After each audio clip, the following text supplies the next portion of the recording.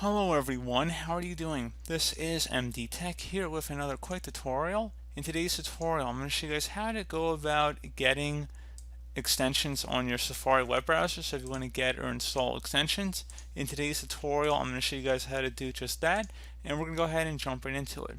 So first thing you want to do is just open up the Safari web browser, and into the search bar or address bar, you want to just type in Safari Web Store. One of the best matches should say apps.apple.com. Go ahead and left click on that. So you should see that there should be a listing on the right side about different extensions that are available. So you can go ahead and select any of them that may be of interest to you. A lot of the most common ones are going to be right up here on the list.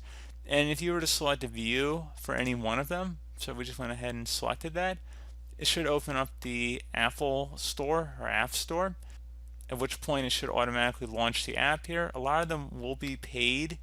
There will be several paid apps here that you can see, and if you click on the Discover button here, you can also go ahead and search for different apps that may appear in this list here.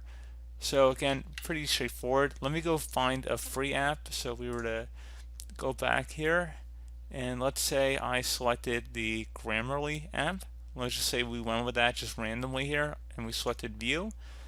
It is a free application here, so I just want to show you guys the process of actually installing the app. So we're going to go select the Get button and then select Install.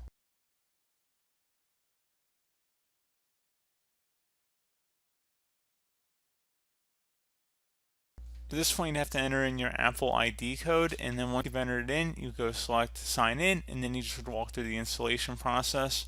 So pretty straightforward process, guys. Do hope I was able to help you out, and I do look forward to catching you all in the next tutorial. Goodbye.